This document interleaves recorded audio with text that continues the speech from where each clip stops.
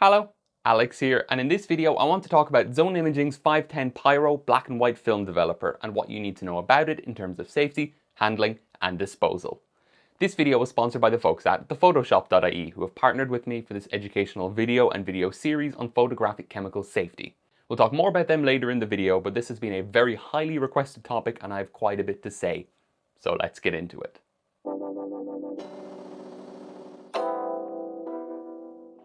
Before we start, I have two disclaimers to give instead of the usual one this time. The first is the standard legal disclaimer. The opinions expressed within this video are my professional and educated opinions as a PhD chemist whose job heavily focuses on chemical waste handling and management, but they are just my opinions and don't constitute legal advice on behalf of myself or the folks at thephotoshop.ie. I'm always happy to help with any general inquiries in the comments by email or Instagram or Discord or whatever, but for any pressing or urgent matters, contact your city, council or other regulatory board. The other thing is more of a social disclaimer. James Lane, the founder of Zone Imaging, is a friend of mine and I have been pushing him away every time he broaches the topic of me making this video because I want to distance our friendship from the making of this video. He hasn't had any input. I have deliberately not asked him any questions when I'm doing research for this video. He doesn't get to see it go live. And I'm sorry for brushing you off, but there we go. As we go through the video, I'll give Zone Imaging's 510 Pyro a rating out of 3 for safety, handling and disposal, as well as of course cost, and then we'll tally those scores up at the end. I'm being very careful to say Zone Imaging's 510 Pyro because there are two inventors, so to speak. 510 Pyro is a developer invented and formulated by the extremely talented Jay DeFehr, who I'm a huge fan of, but this specific product is manufactured on a commercial level by Zone Imaging using that formula. So 510 Pyro is something you could mix at home, someone else could start selling it in the future, I suppose. But we're talking about Zone Imaging's product using Jay DeFehr's formula, just to note that difference between the two. I know Jay and James might confuse some people, but if you aren't already familiar with them, Zone Imaging are a small but rapidly growing company founded by James Lane in 2020 that started as a boutique lab but quickly expanded into photochemical development and manufacturing. Their unique selling point compared to other photochemical manufacturers is that they completely avoid using hydroquinone and the chelating agents EDTA and DPTA, all of which have negative environmental connotations, especially the hydroquinone. For the rest of the video, I will just call it 510 and just know that I am specifically talking about Zone Imaging's 510 Pyro unless I say otherwise. 510 is part of the broader family of Pyro developers, including things like PyroCat and PMK, and they're not really something you would see in a lab. They're typically reserved for more boutique development, which is how Zone Imaging started, or for things like large format photography, where they're very popular and the developer of choice for a lot of large format photographers. Some of the classic traits that you'll find with all Pyro developers across the family are the use of pyrogalol as the dominant developing agent, 2 or more parts to mix together to prepare the working solution, so a part A and a part B that you mix together, the formation of a stain in the negative, which is of particular benefit for many alt processes, extremely high image quality in most but not all formulations, extremely high tonality and dynamic range, extraordinarily high accutance and yet extremely fine grain all in one package. A very high weakness to oxidation, and a reputation for very high toxicity that I will be elaborating on later. 510 is sold as a 1-part highly viscous liquid concentrate, either in 100ml or 500ml size, and it comes with a syringe and a syringe adapter to withdraw it, which is great. It's typically used at a 1+100 dilution, though you can use 1+200, +300, 350, or 1+500 for more dilute, stand or semi-stand, or just for extremely high contrast scenes and films. It is strictly a one-shot developer, meaning the working solution should not and cannot be reused. 510 Pyro is actually an extremely simple formula, but very carefully thought out. The SDS does give ranges for the specific values, but the clues are in the name. Triethanolamine, triethanolamine, TEA, TEOA, whatever you want to call it, at 80 to 100% is an organic solvent used in place of water to prepare the concentrate and dissolve the other components. This is the single most important factor in 510 Pyro's formulation, because it doesn't absorb oxygen the same way water does, so the shelf life of the concentrate is tremendously high, as you'll see. So you don't need something like sodium sulfide or an other antioxidant preservative to actually maintain the concentrate over time. It's extremely viscous, which is the source of the overall goopy nature of 510 Pyro, but it's also alkaline when in aqueous solution. So when you dissolve this organic stock in water to prepare the working solution, you generate a pH basic solution, which activates the actual developing components. It's genius. Pyrogallol or pyrogallic acid at 10 to 15% is the most abundant of the three developers in this formulation, which will chemically reduce the silver ions in the grains, growing them and expanding those metallic silver grains during development, and is the ultimate source of the stain in the negatives. When oxidized during development and with very little or no sulfite in solution, pyrogallol undergoes an oxidative dimerization to form purpurogallon, forming this brownish stain in areas where development took place, adding extra non-silver density to those areas. And that is one of the key things about how Pyro developers give you such amazing image quality. You're getting silver density and density from the stain in your negative. So for a given target density, less of the density must come from the silver. So the trick is that Pyro developers don't actually develop the silver that much, because as you develop a grain, during the development, it will grow. That sphere will have more silver ions reduced to metallic silver on top of it, and you get a certain amount of density from this giant ball of silver. But if you don't have to develop it as much and can still achieve the same target density, instead of this giant grain, you have this much smaller grain, and then you literally just have smaller, finer grains making up the image, but you're still maintaining a reasonable density thanks to the formation of the stain on top of it in the areas where the development took place. It's ridiculous. But wait, there's more. It's also just more potent and more active as a developer than hydroquinone, so it can be used in smaller amounts for the same developing activity. And this staining process tans or hardens the gelatin, inhibiting the movement of fresh developer in and the oxidation byproducts, which inhibit development, out of the porous gelatin, effectively giving you a compensation or somewhat of a restraining effect, where the highlights, which is where more development should take place, where more exposure was, happened in the film, you form more of this stain, which reduces the ability for further development to take place, so your highlights don't develop as much relative to the shadows, giving you a compensating effect, compressing the dynamic range of the scene in the film, so you maintain good shadow development, but you don't develop the highlights as much. Ascorbic acid at 5 to 10% is the second of the three developers, and it has a mild antioxidant effect in aqueous solution, which probably isn't relevant here, but it's just a weak developer, and its oxidation byproducts are acidic. They don't tan or harden the gelatin, but they do reduce the pH of incoming fresh developer, slowing down development in areas where lots of development takes place, adding somewhat to the compensating effect. Lastly, phenidone A, or just phenidone, is used in tiny amounts as a primary developer. It's probably chosen over dimazone S, which is more common nowadays here, because it's less stable in aqueous solution, but that doesn't really matter because the stock isn't prepared in water, and the shelf life of the working solution is basically nothing, as we'll get to shortly anyway. So that doesn't really matter, and it is actually more active than dimazone S. So it really is that simple. It's one solvent with three developers in it. No extra bases, no restrainers, no other fancy additives. It's an extremely simple formula, mainly thanks to the use of triethylamine as the solvent rather than water. That really does simplify things by removing a lot of the concerns you have in preparing a stock. And if you're curious about the specific values rather than the ranges, it's 5 grams of ascorbic acid and 10 grams of pyrogallol per 100 milliliters of stock solution, hence the name 510. Used one shot as directed and at the more potent 1+100 dilution, 510 will get you about 30 to 32 rolls per 100 milliliter bottle, and the minimum amount of developer required to develop a roll of film, 4 sheets of 4x5, 1 sheet of 8x10, is 1 milliliter. So at 1+500 you could do 100 rolls of film with this little bottle.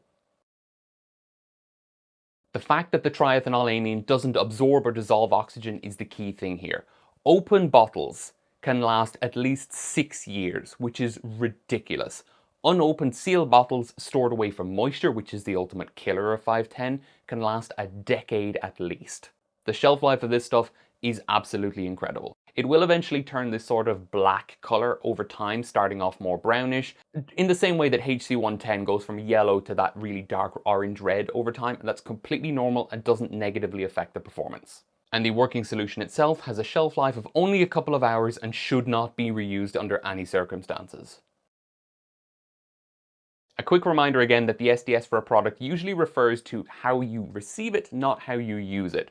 So in most cases with photography stuff, we're talking about the powder for D76, the stock for DDX, that kind of thing. In the case of 510 Pyro, Zone Imaging are one of the few companies that provide a working solution SDS as well as the stock solution SDS. But of course, we're only looking at the stock solution SDS in this video because you need to handle the stock to prepare the working solution, but they still get props for actually providing a working solution SDS.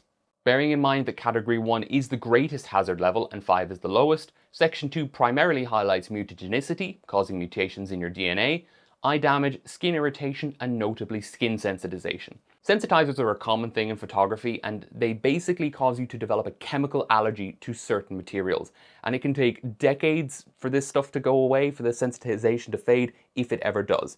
I've mentioned in previous videos that I am sensitized to acetonitrile, a common organic solvent from a previous job, and I break out in this sort of painful red rash whenever I'm exposed to it.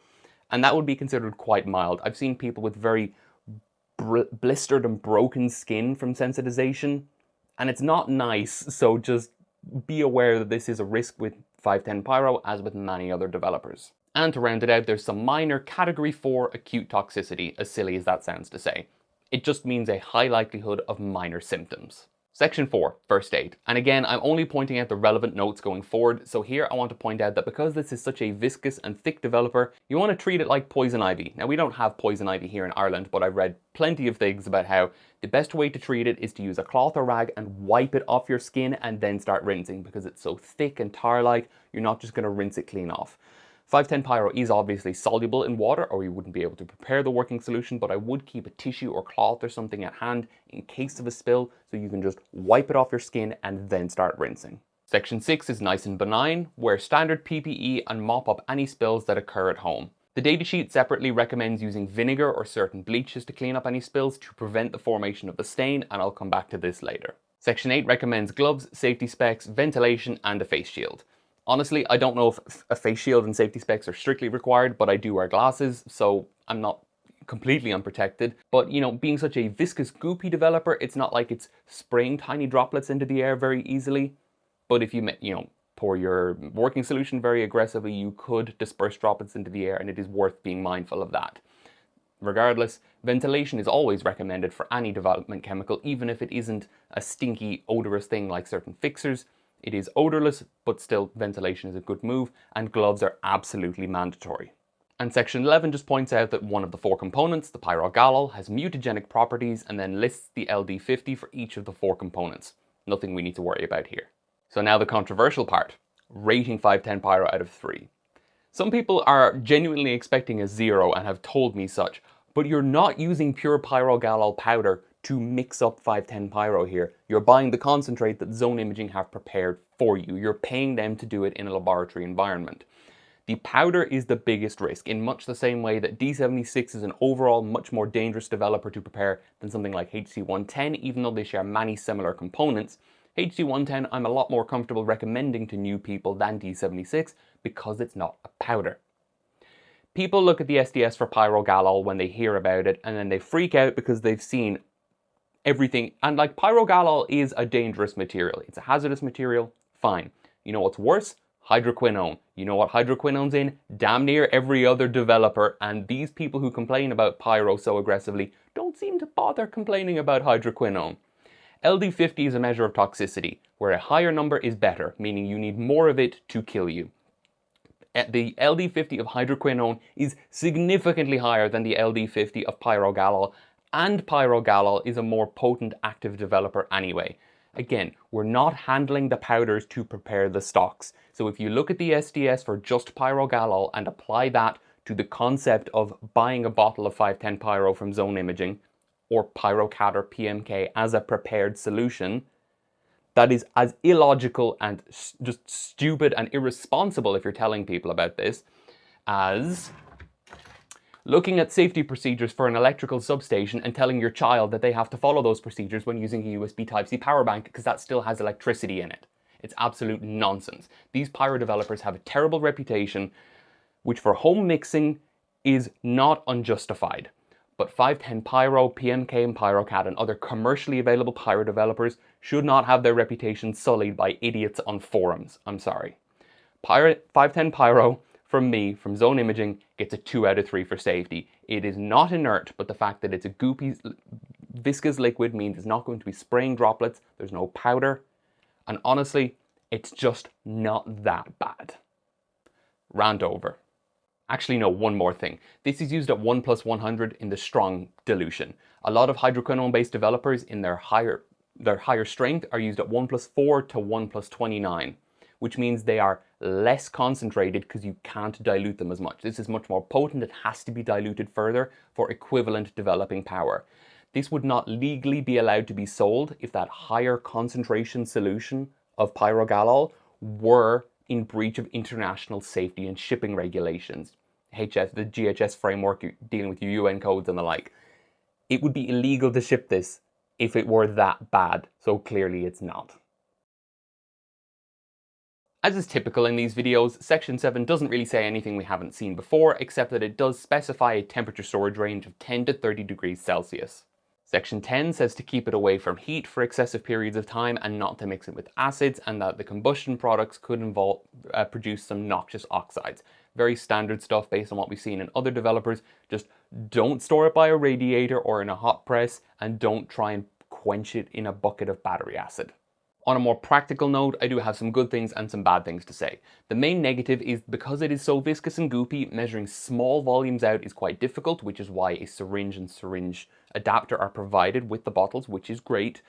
But, you know, it sticks to the side of containers and it's just awkward to work with. It's far more viscous than HC110, which annoys some people that I know. And yeah, I don't really use 510 Pyro unless I can justify measuring out at least 10 milliliters in a grad cylinder. It's just practically a lot easier. One great thing is, of course, that the shelf life is so long and it lasts forever, essentially. It's one of these developers where you're eventually going to use it up before the shelf life actually passes and it goes bad. A couple of other great things are that it's uniquely a one-part Pyro developer, where most Pyro developers have the developers in one solution, your part A, and then part B is alkaline and will activate those developers. Here, because the developers aren't dissolved in water, the alkaline activator, which is the triethanol amine, can be mixed in with them because there's no water to actually facilitate the deprotonation and the acid-base chemistry that would activate the developers to begin with and cause them to start going bad. Another thing is that 510 is actually quite suitable for rotary processing, which apparently, I'm not an expert in this, is a problem with a lot of other Pyro formulations, or at least some other Pyro formulations where 510 seems to work very well. A couple of bad things, or things that could be construed as bad, are cost related, let's say. The first is, well, they both stem from the same thing. You can't use acids with 510 Pyro because that stain that we form, that is part of the negative, is sensitive to acid, and acid will either damage or outright destroy and remove it, which removes a significant portion of density from your negatives, which is not a good thing. You don't want that, you don't want the negatives. So you have to use water as your stop bath. You cannot use an acidic stop bath with 510 or any other Pyro formulation. That's not a big deal. A lot of people don't really mind that. The other thing is that you have to use a neutral or a pH alkaline fixer. You can't use an acidic fixer, so your Ilford Rapid fixer and your standard Kodak fixer are no-goes. And that puts a lot of people off because then, oh, I have to buy a special fixer. But alkaline fixers are something I've spoken about in this series before, and they are better than standard acidic fixers. They might be slightly more expensive, but if you value your time, you'll have far better results far quicker with an alkaline fixer. So it's not like you're just buying it for 510 Pyro. You're buying it just as a fixer to have. I think a 2 out of 3 is more than fair here because there are some things you need to work around, some things you might need to buy, some things you need to think about. But you know, it's a very easy developer to use overall. The main thing is just the fact that it's so goopy and measuring small volumes is quite difficult. So just do it on a bigger scale if you can. Save up a couple of rolls, do 2 or 3 rolls at a time. If you're using 5 or 8 reel tanks, you might be able to just always pour it into a grad cylinder and completely ignore that part. In which case, for your purposes, you might be able to treat it as a 3 out of 3 for handling. For our purposes, Section 12 just says that the individual components are all acutely atoxic to aquatic organisms to varying degrees, which is true, as well as the fact that they are biodegradable, which is also true. Section 13 tells you that you can probably pour used spent working solutions down the drain, and I'm telling you that you can. Not only is the working solution extremely dilute at 1+100 or 1+500 from the stock, so no more than 10 milliliters of 510 Pyro in a liter of working solution, each component is really not that bad for the environment. The triethanol amine is the worst, but it isn't significantly bad. and the oxidized, broken down form of the pyrogallol, the purpurogallon, is medicinal in its own right. It's not really used nowadays, but it has medicinal properties. And ascorbic acid, that's vitamin C. The phenidone is so dilute in the working solution, I wouldn't even be thinking about it. 3 out of 3 for disposal. This really isn't a question. The working solution can just go straight down the drain when you're done with it. And if you have stock you need to get rid of, say if you do get moisture in it and it does go bad, which could happen, then just dilute it, leave it like overnight at the very most, or leave it out for a couple of hours on a bench, and then pour it down the drain. It's something you just don't need to think about. Nothing will bioaccumulate, it's not environmentally harmful, and everything is biodegradable. Easiest 3 out of 3 for any developer to date. 510 costs about 30 to 31 euros for the 100ml bottle, so at 1+100, the higher strength, you're talking about €1 per roll. And if you're using it at the 1+500 strength for stand or semi-stand development, you're looking at about 20 cents per roll, or somewhere in between if you use an intermediate dilution. So it's extremely cheap and economical at the extreme end. But compare this to the cost of DDX and the results you can get at 1+100 compared to DDX 1+4, it's like 4 or 5 times cheaper than DDX, and you're getting similar, if not better, performance for many applications. The fact that you need to buy an alternative fixer, or probably need to buy an alternative fixer, isn't the end of the world, because as I said, you can use that for normal film and normal developers as well, not just when you're developing with Pyro. So I think it's very fair to give 510 Pyro from Zone Imaging 3 out of 3 for cost. Before I tally up the scores, I have to give a huge shout out and thanks to the folks at the Photoshop.ie for sponsoring this video and video series on photographic chemical safety, because it wouldn't be possible without them. They're always a pleasure to deal with, and their catalogue is always growing, with the recent addition of things like Buying Film by the Brick and Harman Phoenix in 120. You know, that one film that has apparently become my entire identity over here on YouTube. And also things like Brennan's Bargain Basement to keep an eye on deals, and the monthly newsletter. They're really just keeping in touch and intimately involved with the Irish film photography community, and of course they ship abroad, with shipments going as far away as Australia thanks to their competitive pricing and shipping, and just stocking things that a lot of other retailers in other countries don't necessarily have. So thanks again to the folks at the Photoshop.ie. Now we'll tally up the scores. 510 Pyro gets a 2 out of 3 for safety, 2 out of 3 for handling, 3 out of 3 for disposal, and 3 out of 3 for cost, for a total score of 10 out of 12. Zone Imaging's 510 Pyro is yet another extremely high performance developer, and I consider it part of a trifecta with DDX and Xtol as the holy trinity of film developers. Each of them has a catch though. With Xtol, it's storage. With DDX, it's upfront cost. And with 510 Pyro from Zone Imaging, it's the goopiness and the need for an alternative fixer. None of these things are absolutely critical. Like, as Brendan of the Photoshop often says, if you're spending 15 odd euros on a roll of film, what's an extra 50 cents for the cost of developing it and actually getting those pictures as best as they can be?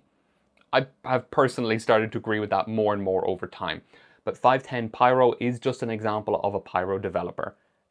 And I would say it's the best. The fact that it's a 1-part developer, not 2 parts, is probably the biggest thing. And the fact that it's goopy is something I can easily work around.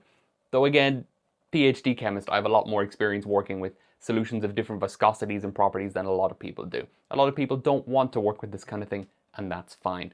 But if you do work with it and work around its limitations, you basically can't be disappointed. Extraordinarily fine grain, high sharpness, suitability for reduced and increased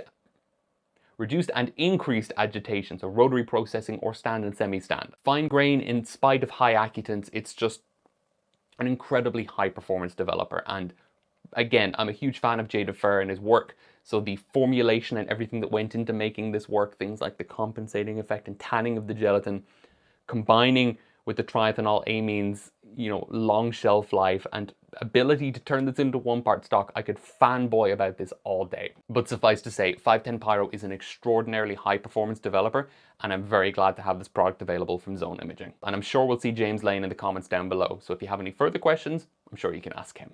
But that's all I have to say for this video, so stay safe, and bye-bye for now.